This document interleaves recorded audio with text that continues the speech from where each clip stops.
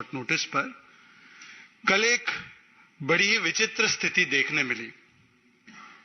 एक ऐसा व्यक्ति जिसकी पार्टी यूनाइटेड नहीं है, राजस्थान से लेकर महाराष्ट्र तक, कर्नाटका से लेकर छत्तीसगढ़ तक, जिसकी पार्टी की स्थिति टूटी फूटी है, टुकड़े टुकड़े है, वो और एक और ऐसे व्यक्ति जो खुद तो वैसे हमेशा नंबर 1 अपने प्रदेश में रहना चाहते हैं, पर उनकी खुद की घटती हुई प्रासंगिकता, पॉलिटिकल रेलेवेंस इस प्रकार से है कि आज वो नंबर 3 की पोजीशन में आ चुके हैं।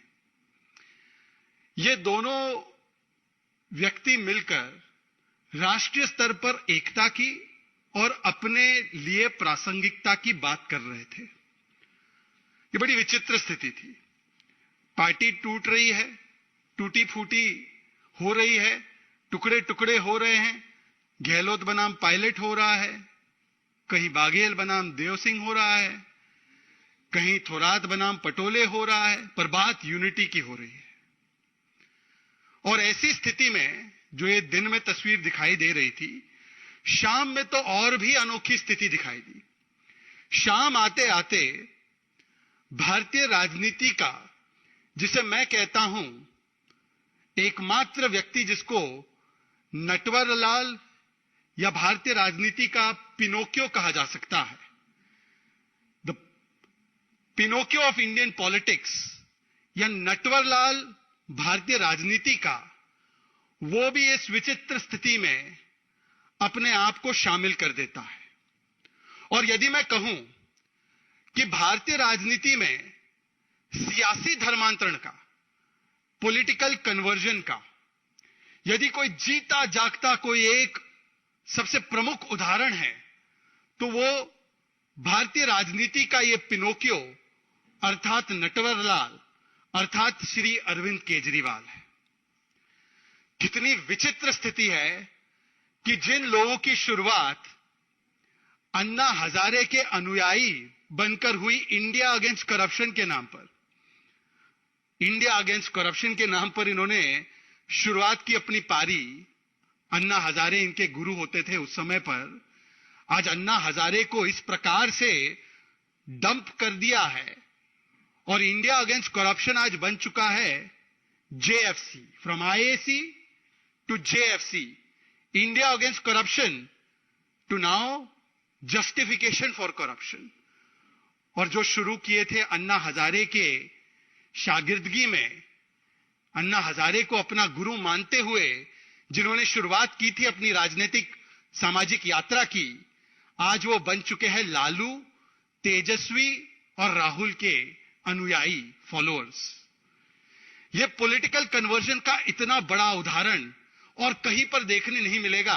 और इसीलिए मैं कहता हूं कि जो पर्सनैलिटी कंसर्न्ड है, जिन्होंने ये सियासी यूटर्न किया है, और ऐसा यूटर्न किया है कि आसपास जो खड़े वैसे तो यूटर्न के विशेषज्ञ हैं ही कुछ लोग, उनको भी शर्मिंदा कर दे ऐसा यूटर्न किया। भारतीय राजनीति के पॉलिटिकल पिनोकियो के इस यूटर्न की कहानी बताना जरूरी है। क्योंकि क्या है कि जो लोग बच्चों की कसमें खाते हैं, उनकी याददाश्त थोड़ी सी कमजोर होती है, तो उनकी याददाश्त थोड़ा तरोताजा करने के लिए यह अवसर मिला है। क्या कहते थे पॉलिटिकल नटवरलाल अर्थात पॉलिटिकल पिनोकियो अरविंद केजरीवाल लालू प्रसाद यादव और उनके परिवार के बारे में? उनकी कुछ झलकियां लेकर आया हूं मैं। I quote, 23rd of November 2015, Shri Arvind Kejriwal says, हम मतलब आप लालू प्रसाद यादव के रिकॉर्ड ऑफ करप्शन के खिलाफ है। फिर आगे भी बोलते हैं, we are against the dynasty politics, his both sons are ministers. Arvind ji, इस स्थिति में क्या बदलाव हुआ है? 2015 से लेकर 2023 में लालू जी की और उनके परिवार की स्थिति में क्या बदलाव हुआ है? बदला कौन है? यू टर्न किसने लिया है? ये आपके सामने है। फिर पॉलिटिकल नटवरलाल अर्थात political Pinocchio of India Kejriwal ji tweet करते हैं 2013 में, लालू ने करोड़ों कमाए हैं फॉर्डर स्कैम में, भ्रष्टाचार के माध्यम से। ये ट्वीट है, उनके ट्वीट सारे मैं लेकर आया हूं, आप लोगों को भी मिल ही जाएगा। वैसे आए दिन सोशल मीडिया पे लोग ट्वीट करते ही हैं, उनका रीट्वीट करते हैं और याद दिलाते हैं कि केजरीवाल जी ये भी बोला करते थे, we are against the corruption of Lalu family. Lalu family has made crore in fodder scam. ये ट्वीट है उनका, 2011 का भी ट्वीट है अरविंद केजरीवाल जी का, बड़ा दिलचस्प ट्वीट है। Is this parliament supreme? Are we to treat Lalu, Mulayam, Sibal, Chiddu, ये मेरे शब्द नहीं उनके ही है, चिड्डू मतलब Chidambaram, Raja as supreme? Will they allow a strong anti corruption law? भाई इनकी शुरुआत तो इसी प्रकार से हुई थी ना कि हम एंटी करप्शन के नाम पर आए हैं, हम भ्रष्टाचार के खिलाफ लड़ने वाले हैं। उस समय पर इन्होंने ट्वीट किया था, ये 2011 का ट्वीट, 2013 का ट्वीट, 2015 का वक्तव्य, जिसमें कि बिना कोई इफ एंड बट, बिना कोई डाउट, और उस समय तो कन्विक्शंस भी नहीं हुई थी लालू जी की। 2011 में लालू जी की मुझे जहां तक याद है कन्विक्शन भी नहीं हुई थी, उसी समय पर इन्होंने करप्ट घोषित कर दिया था। आज क्या स्थिति में बदलाव हुआ है, जब लालू जी एक नहीं अनेकों बार कन्विक्ट हुए हैं, अनेकों केस उनके परिवार पे चल रहे हैं, कहीं पर भी राहत नहीं मिल रही है, तो ऐसी क्या स्थितियां में बदलाव हुई है उनके भ्रष्टाचार को लेकर कि आज पॉलिटिकल पिनोकियो अरविंद केजरीवाल ने इनको गले लगा लिया है, इनके गले से गले मिल रहे हैं। कांग्रेस पार्टी के विषय में क्या कहते थे पॉलिटिकल नटवरलाल, ये तो मैं बताना नहीं चाहता हूं, आपको याद है किस किस को जेल भेजना चाहते थे, किस किस प्रकार से वो कहते थे कि जब सत्ता में आएंगे तो इनको जेल भेजेंगे, उनको जेल भेजेंगे, 13-13 लोगों की लिस्ट लेकर घूमते थे। और उस समय पर उनका स्टैंड होता था, ना कोई इन्वेस्टिगेशन, ना कोई जांच, पहले इस्तीफा हो, यह उनका स्टैंड होता था। आज पॉलिटिकल नटवरलाल उन्हीं के परिवार के साथ खड़े हैं जिनको वो भ्रष्ट बताते थे और अलायंस बनाने की बात कर रहे हैं उन्हीं भ्रष्ट परिवार के लोगों के साथ। इसीलिए मैं कहता हूं, इसका अगर विश्लेषण किया जाए तो लोकतंत्र बचाना यह बहाना है, असलियत में अपने अपने भ्रष्टाचार को बचाना है। लोकतंत्र बचाओ यह बहाना है, अपने अपने भ्रष्टाचार तंत्र को बचाना है, इसलिए सबको मिलकर एक हो जाना है। कल तक जिसको गाली दे रहे थे, जिसको कह रहे थे भ्रष्टाचार का आइकॉन है, आज वो सुहाना सुहाना है। देखिए, और भी विश्लेषण करें तो इसमें आपको समझ में आएगा कि क्या है ये अलायंस, ये यूनिटी क्या है। इसमें ना कोई विजन है, ना इसमें कोई मिशन है, ना ये कोई एक मुद्दे पर कॉमन है। इसमें केवल अगर कॉमनैलिटी या यूनिटी है तो वो यूनिटी इन करप्शन है, यूनिटी इन कमीशन है, unity in politics of division है और यूनिटी इन तुष्टीकरण है। हां, और unity in ambition for position है। ये केवल unity in corruption, commission, division and ambition for position है, जिसके चलते ये सारे भ्रष्टाचारी एक साथ हो रहे हैं।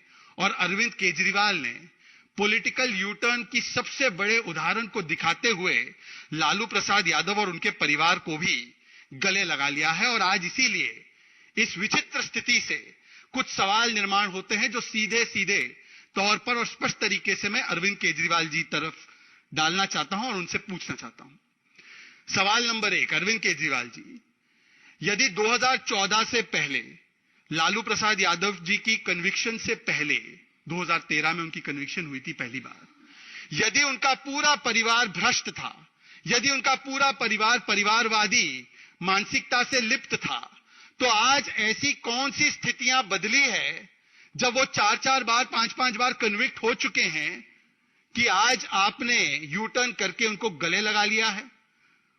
उनको कौन सी करप्शन से राहत मिली है?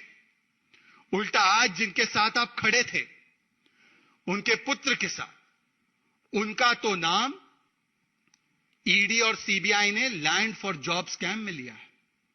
और ये लैंड फॉर जॉब स्कैम क्या है? ये 600 करोड़ का घोटाला है। और इस घोटाले का मूल मंत्र क्या था? जैसे नेताजी सुभाष चंद्र बोस ने एक समय पर कहा था, तुम मुझे खून दो मैं तुम्हें आजादी दूंगा। ये नेताजी के विचार थे। ये इनके परिवार का विचार क्या था? तुम मुझे लैंड दो मैं तुम्हें जॉब दूंगा। ग्रुप डी और जो एकदम गरीब से गरीब तबके के लिए जो नौकरियां होती है, गरीब समाज के लोग जिस नौकरियों को पाने के लिए इच्छुक होते हैं, ऐसी नौकरियों के एवज में औने पौने दाम पर करोड़ों की जमीन हड़पने का, ऐंठने का काम इनके परिवार ने किया। और ये मैं नहीं कह रहा हूं, ये कोई भारतीय जनता पार्टी नहीं कह रही है। इस पूरे केस के बारे में जानकारी सबसे पहले जेडीयू के ललन सिंह ने दी थी, हमने नहीं दी थी, जेडीयू ने दी थी। पूरी कार्रवाई इसमें जब शुरू हुई, यूपीए 1 के बाद यूपीए 2, तो उस समय जो रेल मंत्री थी, उन्होंने बयान देकर इस पर कार्रवाइयां शुरू करवाने का काम किया। यह अलग बात है कि कांग्रेस के जमाने में एजेंसियों के द्वारा किस प्रकार से केस पैरेट की तरह काम किया जाता था, जब चाहिए तो केस खुले, जब चाहिए तो केस बंद। तो इसमें वो केस कभी आगे गया नहीं होगा। राजनीतिक मंशा क्या रही होगी वो एक अलग विषय है, पर इस पूरे केस की जानकारी जेडीयू ने दी थी। और केस क्या था? गरीबों से 1/4 दाम पर उनकी जमीनें लो और जमीनें परिवार को ट्रांसफर हो तो तब आपको नौकरी मिले ग्रुप डी की। ऐसे व्यक्ति ने, जिसने 600 करोड़ का घोटाला किया है, जिस पर सीबीआई और ईडी की प्रोसीडिंग चल रही है, जिसके प्रॉपर्टीज पर अटैचमेंट्स हो रही है और जिनको हाई कोर्ट तक राहत नहीं दे रहा। ये कोर्ट भी गए थे तेजस्वी यादव समन कॉश करवाने के लिए, आपको याद होगा। कोर्ट ने कहा सीबीआई के सामने पेश होना है, तो 25 तारीख को पिछले महीने पेश भी होना पड़ा। ऐसे व्यक्ति जिनको मैं रिवर्स रॉबिनहुड कहता हूं। रॉबिनहुड क्या करता था? वो अमीरों से चुराता था, गरीबों में बांटता था। ये रिवर्स रॉबिनहुड है। ये गरीबों से चुराते हैं, अपनी जेबें भरते हैं। ये रिवर्स रॉबिनहुड के साथ खड़े हो रहे हैं, पॉलिटिकल पिनोकियो। बताइए। और ये अपने आप को कट्टर ईमानदारी का डिग्री देते हैं, हम कट्टर ईमानदार है जी। यह सियासी धर्मांतरण, पॉलिटिकल कन्वर्जन का ऐसा उदाहरण भारतीय राजनीति में आज तक हमने नहीं देखा होगा 75 वर्षों में।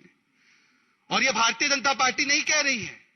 तेजस्वी यादव पर जो प्रोसीडिंग्स हो रहे हैं, उनके परिवार पर जो प्रोसीडिंग्स हो रहे हैं, कोर्ट ने कहा है, मैं आपको एक वाक्य पढ़कर सुनाना चाहता हूं कोर्ट ने क्या कहा है। चार्जशीट पर कॉग्निजेंस लेते हुए लैंड फॉर जॉब स्कैम में कोर्ट कहती है, a perusal of the charge sheet and the documents and material on record prima facie shows commission of offences under section 120b, 420, 467, 468, 471 of IPC and sections 8, 9, 11, 12, 13 of prevention of corruption. Cognizance is taken. ये court का कहना है।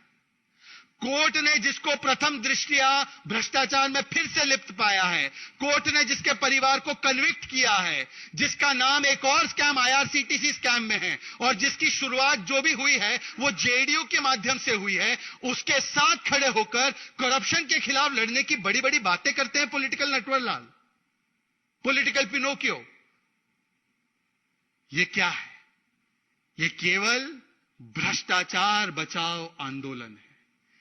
An alliance and coalition to save the corrupt. A coalition of colonial cousins of corruption. यह है इनकी हकीकत और विचित्र स्थिति।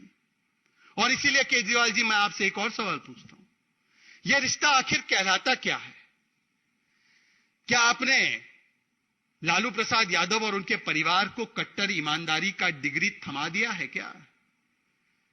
यह वही डिग्री तो नहीं है जो आप कई महीनों से सत्येंद्र जैन को थमा रहे हैं, जिनको 10 महीने से राहत नहीं मिली, हवालेबाज कोर्ट ने कहा है।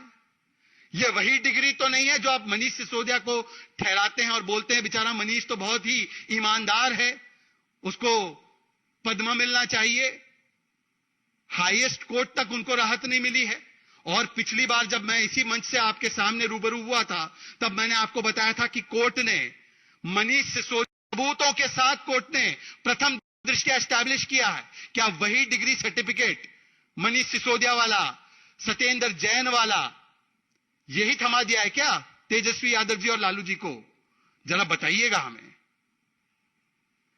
बताइएगा एक बार।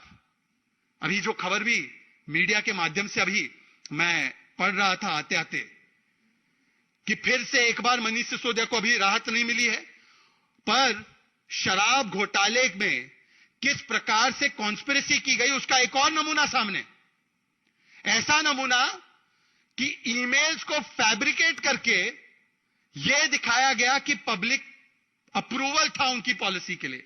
ये तो ऐसे कहते ही थे उनके वक्तव्य पुराने कि शराब पॉलिसी जो हमने लाई है वो best policy in the world है, बेस्ट पॉलिसी ये कहते थे। आतिशी कहती थी, उनके और एक सौरभ भारद्वाज कहते थे, संजय सिंह कहते थे best policy in the world है, बेस्ट पॉलिसी, इससे ज्यादा बेहतर पॉलिसी हो नहीं सकती। फिर यूटर्न करके पॉलिसी कैंसिल कर दी, परंतु ये बेस्ट पॉलिसी साबित करने के लिए मनीष सिसोदिया ने मंत्री होते हुए ईमेल फैब्रिकेट करा के फर्जी ईमेल अपने पास मंगवाए और यह बताया कि यह पब्लिक अप्रूवल आई है इस पॉलिसी के लिए। और बंद कैसे रही थी वो पॉलिसी? एक क्लोज रूम में मोनोपोली क्रिएट करने के लिए, कार्टेल क्रिएट करने के लिए, कुछ लोगों को फायदा दिलाने के लिए। तो ये आज इस बीबीसी भ्रष्टाचार बचाओ कोalition के बारे में यह सवाल हमने आपसे पूछा है। केजरीवाल जी बताइए कि क्या झूठ बोलना और पलटना ये आपकी फितरत बन चुकी है राजनीतिक रूप से? आपने जो बड़े बड़े वादे किए थे दिल्ली को कभी पूरे नहीं किए। आपने तो गली गली मोहल्ले मोहल्ले शराब के ठेके खोल दिए। हवालेबाज मंत्री और शराब में लिप्त मंत्रियों को बचाने का काम करते हैं। और आज जिस लालू प्रसाद यादव को आप करप्शन का आइकॉन मानते थे, आज उन्हीं के गले लग गए। ये ऐसी कौन सी राजनीतिक विवशता है, राजनीतिक मजबूरी है? नीतीश जी की तो राजनीतिक मजबूरी हम समझते ही हैं, नीतीश जी की तो हम समझते ही हैं। उन्होंने तो जेडीयू के माध्यम से केस शुरू किया लैंड फॉर जॉब का। एक समय था कि जेडीयू का अधिकृत बयान था कि Lalu is the icon of corruption. उनकी विवशता और उनकी लाचारी, उनकी मजबूरी बिहार में क्या है हम समझते हैं। पर अरविंद केजरीवाल, जिनका जन्म हुआ करप्शन के खिलाफ लड़ने, जिनकी अनुयायी जो थे एक समय पर वो बनते थे अनुयायी अरविंद के, अन्ना हजारे के, आज ऐसी कौन सी राजनीतिक विवशता है कि वो लालू प्रसाद यादव, राहुल गांधी और तेजस्वी यादव के साथ अलायंस बना रहे हैं? इसका जवाब हमें मिलना चाहिए। अंत में मैं केवल इसको समअप करूं तो कह सकते हैं जो आजकल ये नजारा दिख रहा है, चल पड़ी है करप्शन की रेस, चल पड़ी है करप्शन की रेस। सबको बनना है इस भ्रष्टाचार के ठगबंधन का फेस। चाहते हैं सब बंद करवाना अपना अपना केस, परंतु सुप्रीम कोर्ट ने इनके अरमानों पर लगा दी है ठेस। और इसीलिए मिल गए हैं सारे भ्रष्टाचारी अपने अपने बचाने अपने कुनबे और अपनी स्पेस। ये इस प्रकार का विश्लेषण निकल कर आया है। आज पॉलिटिकल पिनोकियो को इसका जवाब देना चाहिए कि क्या 2011, 12, 13, 14, 15 में जो उनका विश्लेषण था लालू प्रसाद के परिवार पर, उनके भ्रष्टाचार पर, वो उस पर यू टर्न करते हुए आज भ्रष्टाचार को गले मिल रहे हैं, मिला रहे हैं, लग रहे हैं, क्योंकि वो खुद भ्रष्टाचार की सबसे बड़ी बड़ी डिग्रियां लेकर बैठे हैं।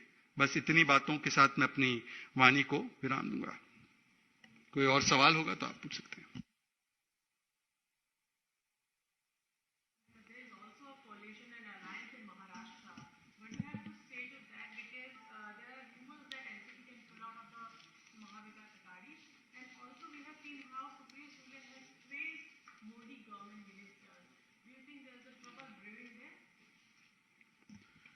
मैं क्योंकि स्वयं महाराष्ट्र से आता हूं, जब इन्होंने इस अलायंस को एमवीए महाविकास आघाड़ी कहा था तो हमने कहा था ये महाविकास आघाड़ी नहीं, ये महाविचित्र आघाड़ी, ये महाविडंबना आघाड़ी और ये महाविनाश आघाड़ी है।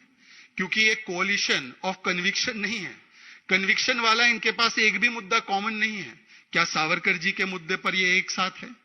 नहीं है। क्या हिंदुत्व के मुद्दे पर ये लोग एक साथ है? नहीं है। क्या देश के जो प्रमुख मुद्दे हैं क्या उस पर लेकर ये लोग एक साथ है? नहीं है। ये collision of convenience, collision of corruption and collision of contradictions है। और इसीलिए ये कॉन्ट्रडिक्शन बार बार अनेकों रूप स्वरूप में सामने आता है। अभी अभी मैंने एक ट्वीट भी डाला है कि अजीत पवार जी नाना पटोले को चेतावनीपूर्ण तरीके से कह रहे हैं कि जो गठबंधन के विषय है, कृपया मीडिया में आप बार बार जाकर इतनी उत्तेजना से बाहर कर देते हो। आप आकर मीटिंग में डिस्कस कीजिए तो नाना पटोले उनको घूमकर कहते हैं कि देखिए हम जो कह रहे हैं सही कह रहे हैं। सावरकर जी के विषय पर उद्धव जी और पवार जी आईना दिखाते हैं राहुल को, और राहुल जी जब जाते हैं अपनी पूर्व कॉन्स्टिट्यूएंसी में तो बड़े बड़े पोस्टर अपनी फोटो के साथ लगाते हैं कि मैं सावरकर नहीं हूं, मैं सॉरी वीर नहीं हूं, मैं सॉरी नहीं बोलूंगा। तो मैं तो कह रहा हूं कि यह महाविचित्र अघाड़ी है, और जो भी चीज जिसका जन्म ही कॉन्ट्रडिक्शन में होता है, जिसका जन्म ही कन्वीनियंस से होता है और कन्विक्शन से नहीं होता, वो destined for collapse and destined for complete मैं कह सकता हूं कंफ्यूजन हमेशा रहती है। ये कोलैप्स और कंफ्यूजन इसीलिए निर्माण हुई है क्योंकि कन्विक्शन भी नहीं है, केवल कन्वीनियंस के नाम पर ये लोग एक साथ हुए हैं।